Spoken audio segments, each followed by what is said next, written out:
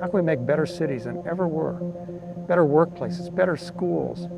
How can we immerse ourselves in nature every day instead of thinking we have to get in an SUV and drive 50 miles, to find it?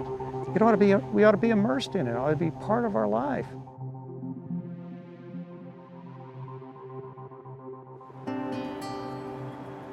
People cannot seem to walk by this wall without interacting with it in some way. Looking up at it, touching it, feeling it, taking a picture of it, putting kids and family in front of it and taking a picture, as this family is doing. In some ways, it's a bigger attraction than the Eiffel Tower.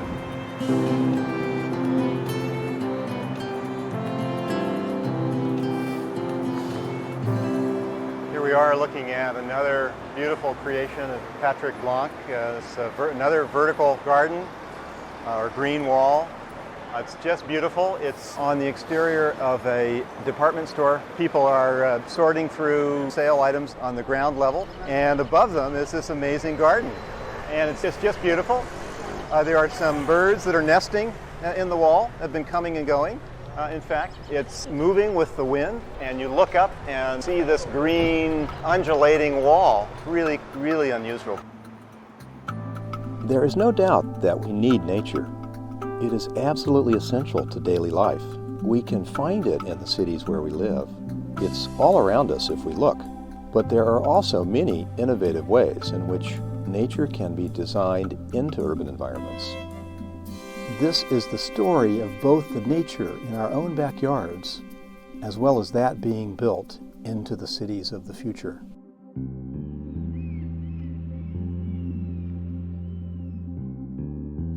We've got to rethink everything that we do in cities today to make them, in communities, to make them profoundly more resilient.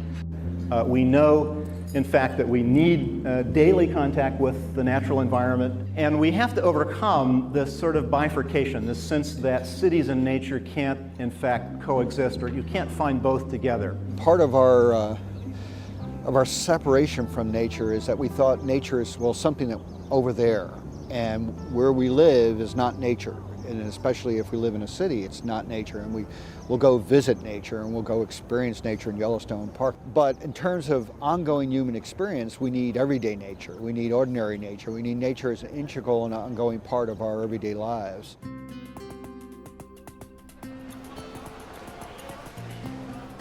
I think it is very important, and it really touches us at some deeper level. It's part of what we are as a species, is to be interested in the world around us and the nature around us, and this particular place in the middle of a city. People are coming together to watch bats fly off and feed. It's really cool that you're like in a big urban city, and there's like a bridge here that like people drive their cars over every single day, and then there's like a little natural wonder, like part of nature like nestled in the bridge, and so like all these city people come out to come view it. I think that's cool. When I first came to Texas, some of my first complaint calls from early members were that there were highway department people out with blowtorches going down the crevices under bridges burning the bats. Oh my gosh. Today, the Texas Department of Transportation has had a major national award for its creativity in building bat habitat into bridges. Great. And this isn't our only bat-friendly bridge. Okay. Just a few miles from here, there's another bridge with almost 1 million bats in it. And if you go down south of San Antonio into the farm area, there are bridges with 1 million, 2 million bats in them that were attracted because the highway department intentionally spaced its box beams in the bridge construction so that bats could inhabit the spaces. If you put them this wide apart, the bats won't use it. If you put them this close together, the bats won't use it. If you put them about 3/4 inch, the bats will come. What we're hoping to see here in a few minutes is 1.5 million bats emerging in great columns that you can see for a mile.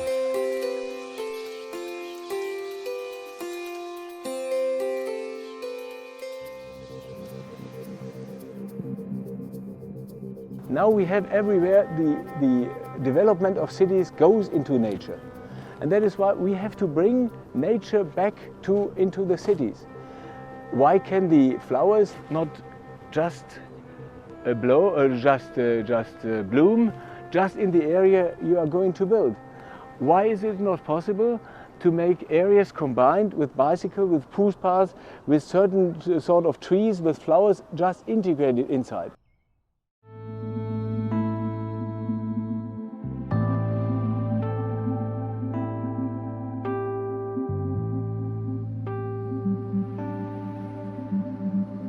This is pretty much our standard green roof, our extensive green roof, which is prefabricated mats, which we buy in metre square, and we just stick them up on the roof. Okay.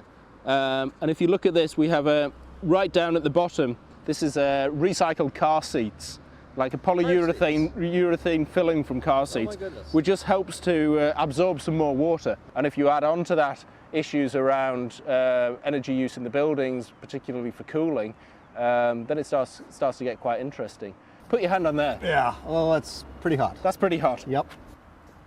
If we lift up here. Yeah. Wow. Cool, very cool. Feel the difference. Got lots of critters there too, little ants. Yeah. It's a habitat. Yeah. But it's very cool. Yep. Yeah. So there's, I mean, we're looking at the benefits of green roof, particularly in a lot of US locations. Then cooling is really quite interesting. It's not expensive. And one of the interesting things, if you have this kind of roof, these are exposed to huge amounts of solar radiation, UV radiation, and also quite dramatic temperature differences from, I would guess, you know, maybe 65, 70 degrees at the moment. You come back here at 3 o'clock in the morning, it'll be probably down to 10 degrees. It puts huge pressure on these kind of roofing materials, so you need to change these every 15 years or so. You stick this on top, you don't need to change it again, maybe for 80 years, 100 years. Right. So if you start looking at the long-term economics of it, then a short-term outlay, you could actually be clawing back pretty quickly.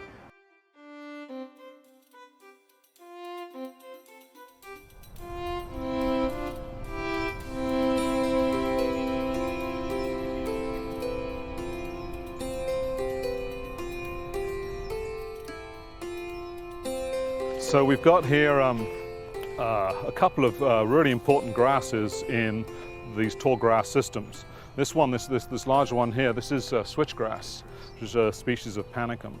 And you can see it's quite a robust grass, quite tall. It can grow between, you know, 3 to 5, 6 feet tall. And the one right next to it, and you can see this blue, it's a greeny blue hue on that. This is the little blue stem, probably one of the most prevalent grasses in North America.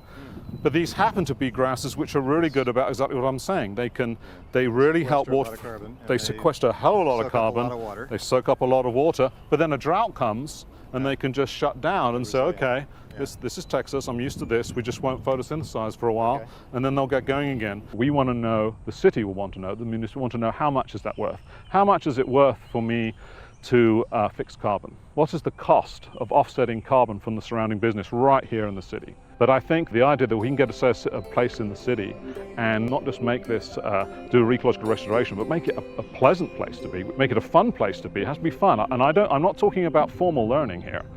I'm talking about non-formal learning through play. If you understand that these green systems really have a true function, that can make a real difference. The power, though, of the idea of biophilic design, for instance, is that it is more than sustainability. It is more than the traditional definition of green urbanism or green design. The definition that I would offer of biophilic design is that green urbanism, green design traditionally is about saving energy. It's all about efficiency. Got to do that, important. Ultimately, it's kind of eat your peas, kind of boring. Very important to do, though.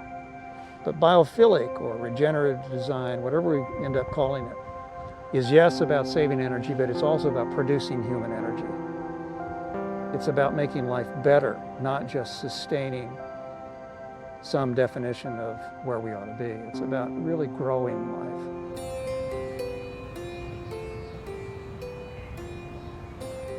So the industrial site is now becoming a mixed city development with offices, homes, stores, restaurants, cafes, yes, everything you would expect to find in a downtown city area. This should be the city of tomorrow, the sustainable city of tomorrow.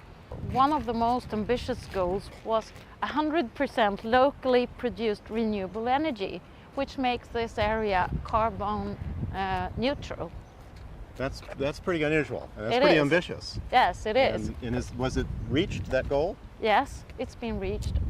So to find systems to strengthen the environmental sustainability is essential, it's necessary to save the world, but it's never ever enough, because we also have to build an attractive neighborhood where people feel pride and where they actually love their houses, because then they will take care of all these smart systems that have been developed to lower the energy use or to transport people or whatever. And they will also maintain their houses in the best way, which will make them long-lasting, and that is sustainability. The prospects for building nature into new living spaces are abundant, and we'll see more, but there are many opportunities already in our own backyards. Even the definition of life is up for grabs, so we don't know what nature is. And it's a confusing time, and it's a time in which we are actually pulling away from nature rapidly, and children in particular are the canaries in the mine shaft of that. The world I grew up in, which was spending a lot of time outside, and the kind of the ways in which kids grow up today, which is largely television, computer, inside, and so Rich has done this neat thing of going out and interviewing a lot of kids. So he comes up with these marvelous quotes. It's a San Diego fourth grader. I like to play indoors better because that's where all the electrical outlets are.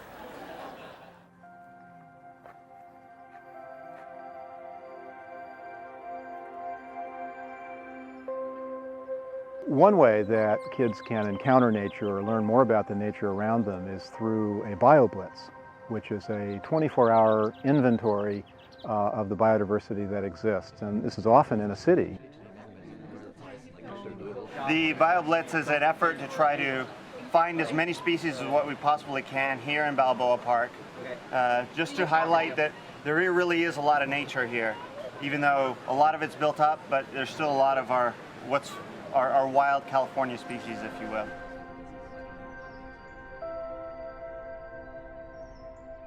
Everybody gets a sample. Remember to move from the bottom, okay? Right at the bottom. If you collect some sediment, that's okay. We are the group that is taking care of the protozoa group.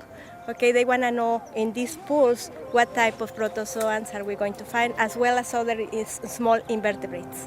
We'll be able to say, okay, at this time of the year, at this time, in this location, how much water was there. So they don't know. You know it, but they don't know.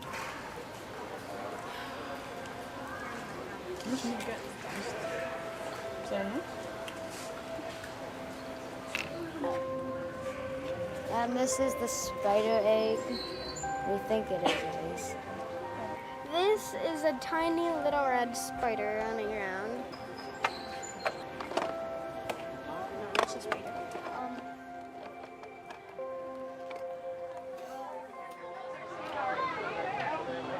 This is a squash bug. Slide him down in here. He gets his unique identification number. We give him a number. We've taken, but we're also going to give him a name. So this is a group called the Cariidae.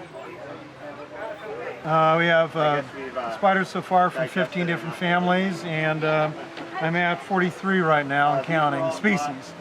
So that's not too bad for a day. A lot of thanks to some things I've never seen before, so that's even neater.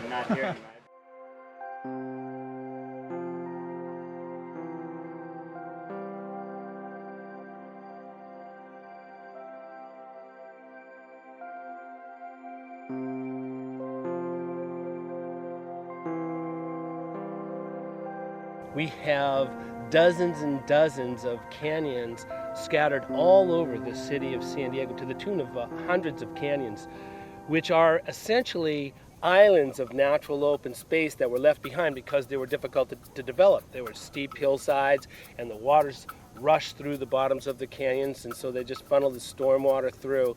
These islands of nature that are in the urban midst are everywhere in the city of San Diego. We've begun a campaign in the Sierra Club developing friends groups, stewardship groups to take care of the canyons, remove the invasive plant species, clean up the trash, restore the native habitats by planting native vegetation in the appropriate plant communities available for the citizens so that they can escape to nature, if you will, from an otherwise completely paved and urbanized environment. I imagine I am a snake. I use the canyon to live in the wild, find food to eat, and hiding in the plants. This is a big canyon. This is really a big canyon, and it's your backyard. That's right. It's your backyard. There is no reason, because things will change, there's no reason why you guys shouldn't be able to come out here and claim this and say, this is where I get to play. The way I was raised, I went on many walks, with my mom as a kid and have a tremendous appreciation. But what I think is so crucial is being able to pass that on to these kids, and that they understand that even though that they're in a city environment, that this is equally as important, if not more so important, to keep in value. Where do we live? We have to really rethink the design of the varied neighborhoods in which we live. We can't expect everybody to go to Yosemite. It's got to be immersed. We have to be immersed in nature. Children have to have it right there. It's not the other. It's not out there. It's right here where you grow up. Cities harbor an awful lot of nature, and I think Americans would probably be a little bit surprised at what you might be able to find in a city. What I do when I come here is I go down into the canyon and I have fun. I was here on Sunday and I forgot about everything. I was like a kid. We were encroaching in places we shouldn't be, and we're kind of going down gullies and searching for the hidden secrets of nature. And that's the beauty of it. You forget for a little while you're an adult in a huge city with lots of demands and lots of stress. And if you just spend a little time down there, you let go, it's meditative, and it's fun. Okay, come on in here. This is awesome. Wow, see? You just never know what you're gonna find. Plus, it's beautiful under here. That's high-density housing. It's condos here, and then beyond it, there's more high-rises, and this side of the canyon tends to be single family. So normally those two communities, people don't know each other very well, and we now have met so many people from the north side who want to save this, and it's kind of like brought us together as communities, even though we're very different, because we both share this link between us, which is this piece of nature. Through here, a lot of domestic dogs. Here's Rabbit. Oh, right here, right here. Here's a bobcat track.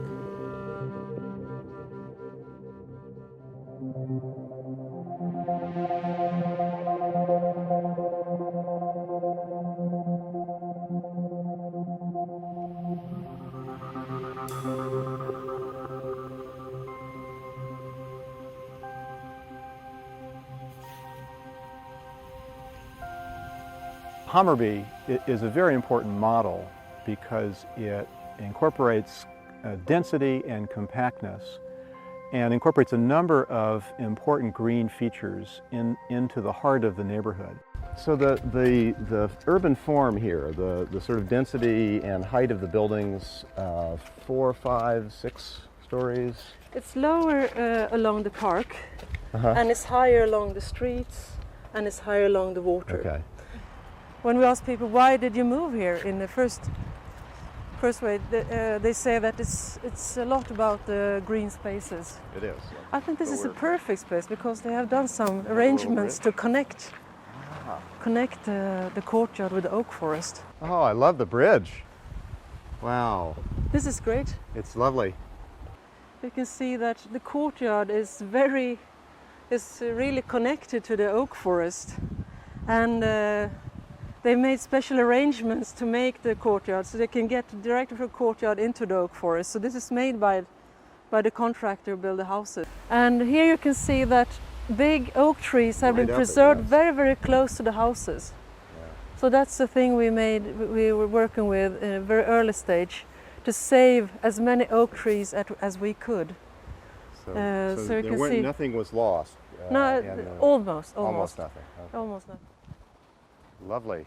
We're moving up into the forest. No, it's amazing how wild it is. It's amazing because we are like 100 meters from Hammarby Sjöstad, and Hammarby Sjöstad is like 1 or 2 kilometers from the center of Stockholm. So you have really nature very, very close to what's the city. This area is the most popular for children to play because it's more exciting than the regular playgrounds. The regular playgrounds gets a bit boring because you learn them very quick and you know all about it, but here you can find something new behind every tree and every rock, and you can use all these branches and so on to build your own tree house. So children from the area and children from different daycare centers come here every day to play.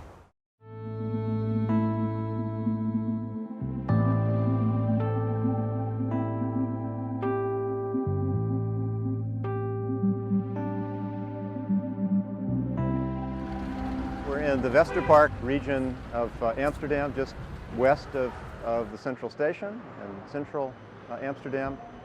And a project behind us called GWL Terrain.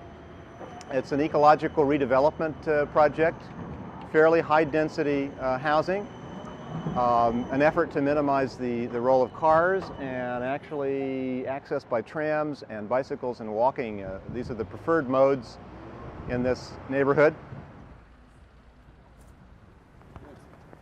Okay, here we are in the middle, almost in the middle of the GWL Terrain project. A little cafe that's been created out of this original waterworks building, City of Amsterdam building. And we have some of the large buildings that form the perimeter of the neighborhood have a number of green features, and the largest buildings all are covered with green roofs.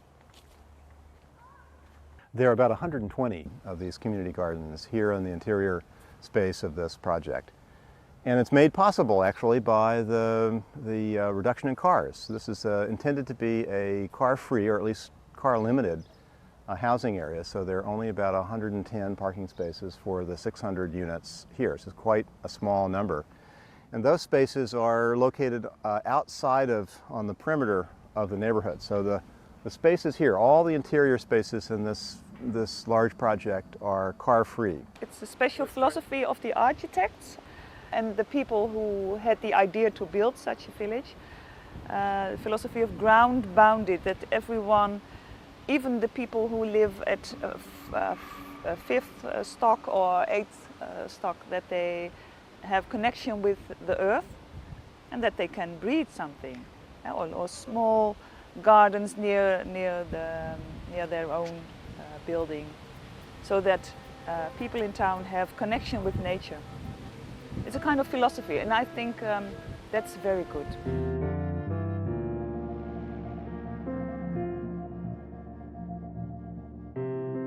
Many little bicycles. Yeah, that's it. So most of these children have come by bicycle. They come by bicycle, and it's normal here. Well, I told you, in front of the house there is no car circulation. It's a car-free area by bicycle from their living area, which is close by, and they don't have to go over a big street, and there is no how do you say it's no danger for them. They are just coming. It's a normal way, huh?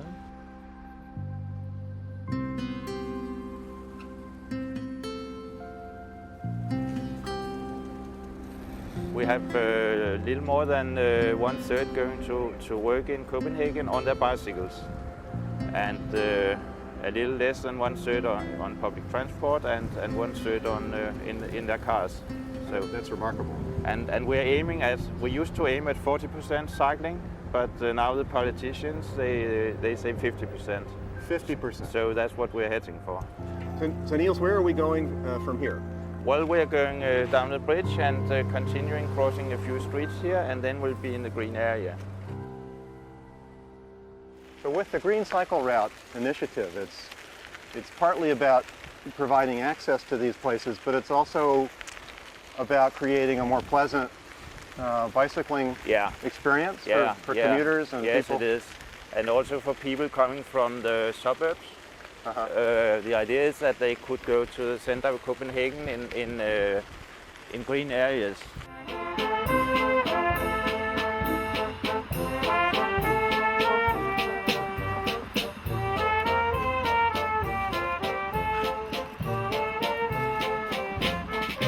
But today we have opened this bridge that we're standing on, which is connecting two parts of Copenhagen and is a part of what we call the Green Cycle Route Network, which is a plan that is about 110 kilometers, which probably is about 70 miles. And what we are providing is actually easy access, crossing the city on bikes. Access to green areas, to the different parts of the cities, on a bicycle infrastructure that really provides a nice, comfortable, easy, nice surrounding and beautiful way to be a cyclist in Copenhagen. It's like a symbol also. I mean, it's very practical. It connects the whole city, but it's also like a symbol of the victory of bicycles over cars.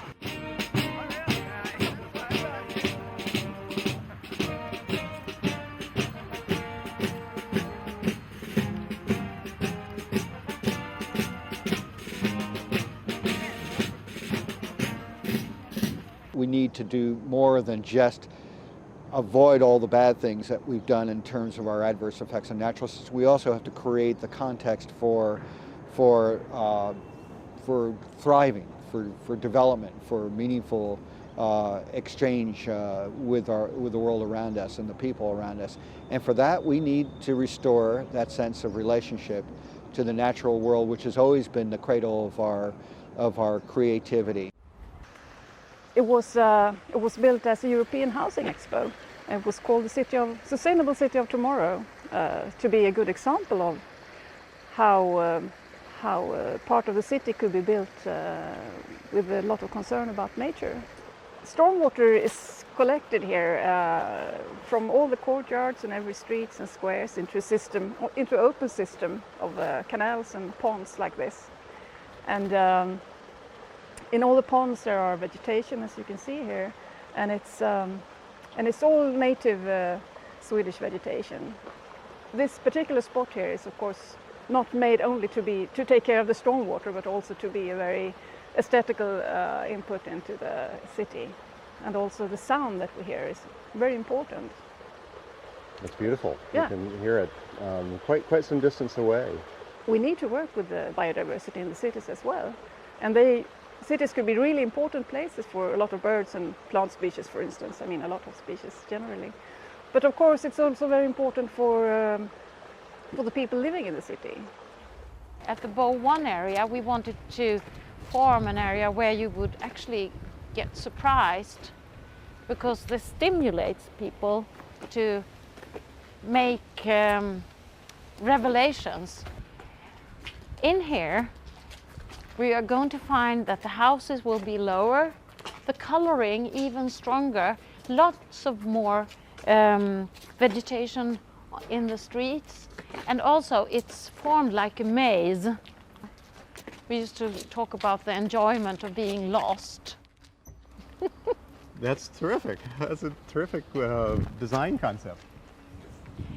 At this point, we can hear the seagulls, we can feel the wind with the sort of sea atmosphere, and we can sense that we're closer to the sea, but we can't actually see it, right? So let's try to find it. Where is it? It's over there. Be patient. And then at this point it opens up and we can see like a slice of the sea view.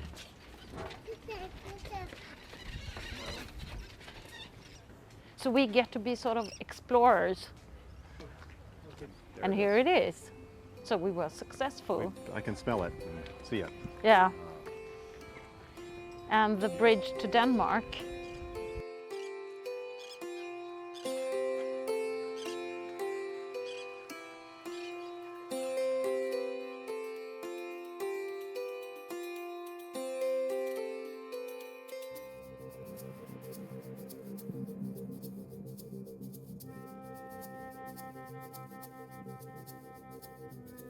What would a biophilic community look like?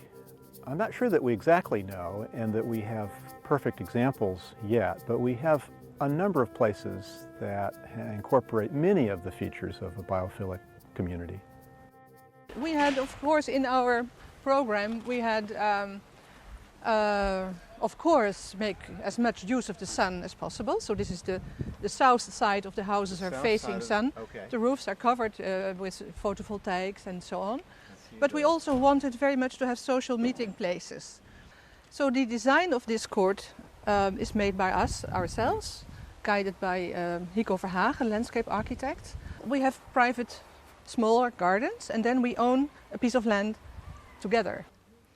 We do not park our cars in front of the door, which is common in the Netherlands and perhaps everywhere. And that you don't have fences around your garden, but that you do it differently. Like you can see the green, it's still sheltered, but it's not those boxes. We also wanted to show that with a certain compact, we say to build more compact, like more houses per hectare, that you still can build green. The central part of the whole district is an orchard, which is owned by the water company. And then we just hang a few weekends, we hang in the trees and shake, and those ladders, and yeah, with a few hundred people you get the apples down. Which is of course nice to climb in trees again. Which Kids love that. They love to yeah, pick me apples. too. You know, it's you don't do it every day anymore. These are very nice examples. Yes, These are I remember these glass houses. Glass houses. They're very distinctive. And Peter Wienweg, the architect, he came first with a plan for 2 houses. And we liked it so much as a project group. We said, try to find more clients and make it a bigger project. So now here's the second row with a different variety. A different design. And there is the third row of this kind is now being built at the other side. Oh, yeah. So here the house is within the glass house. There are 3 houses at the end that are smaller and they're totally inside the glass house. Inside the glass. Okay. So they have a terrace inside. So in spring when it is not so hot, they can all have having dinner outside. The window, the tops. Yeah, the tops are like in agriculture automatically when it's warm it's opened. Yeah. And there are windows above the sliding doors. So they have a kind of chimney effect. Okay. But when I came to live here in 2002, and I saw children come in that were very shy and it was very careful where they went and how they went along with. And you saw them after 3 months, they have really become more free and more exploring, and it was great to see, especially in the beginning, that you could see the difference. And that's wonderful and that's normal. When I went to school, your parents didn't even expect you before dinner at home, and here people would be worried if they wouldn't come immediately in towns, and then you could climb trees or play or fall in whatever. We lost something, and I think, and here we gained it a little bit back, and that's I'm happy about it. But the way to look at places, like what do they offer you? Good. It's more than just eating, sleeping, working. It is richer like this, and you can more grow up according to your whole potential to give it big names. But for me, that is what matters. What exactly are you doing? Oh, just disturbing flowers. Take the weed out. You're weeding the roof? Just a little, yes. You have to do that? Once, twice a year now. So. It's beautiful. Is it easy to do? To see it so close. You don't fall off the roof ever? No. No, you're up higher. Is the roof doing well? Is it healthy? Yes, very. It's beautiful. And you don't have to water the roof? No. Rain's enough.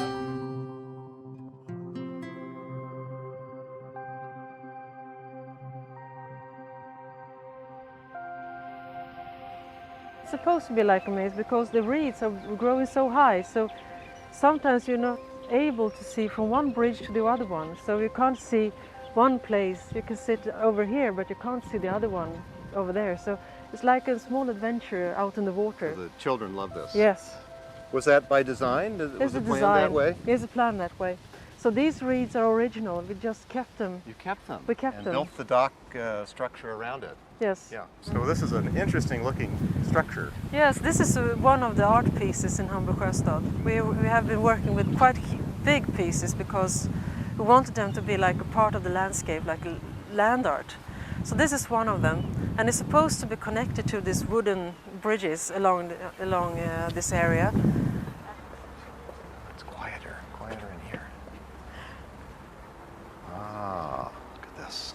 Here's the hole. So you can see the sea waters, the sea level.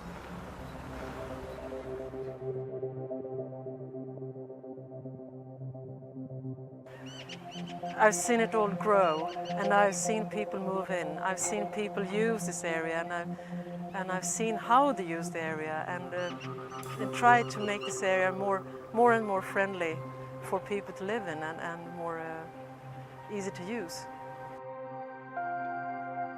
The nature of cities really is the absolutely essential underlying DNA or underlying fabric that gives context and meaning to life. It's possible to do this fairly quickly, I think, by retrofitting existing buildings. And then so many of our neighborhoods are crumbling. So many of those housing developments or the shopping centers that were built for rapid turnover, for early obsolescence, well, they're getting obsolete. What are we going to replace them with? It's going back to the future. I mean, you can't, we're not going to go back to living a pastoral existence. First of all, there are too many of us to do that. But also, people are voting with their feet. They love urban environments. And, the greatest migration in human history is occurring right now, where tens of millions of people are moving from the countryside to the city. If we recognize that our future depends upon maintaining this relationship, then we have to be very, very understanding and discerning about how to create that sense of connection and relationship in the context in which we live, which is a highly modern, urbanized, created, constructed world. Spatial planning and urban planning really creates the circumstances for daily life of millions of people. And if we create places where you cannot explore anything or you cannot live according to your nature, I mean, what are we doing? Martin Luther King said in many ways that any movement will fail if it cannot paint a picture of a world that people will want to go to. We've been failing at the painting of that picture, but we can begin to paint that. When we do, all of a sudden, the future looks like a great opportunity.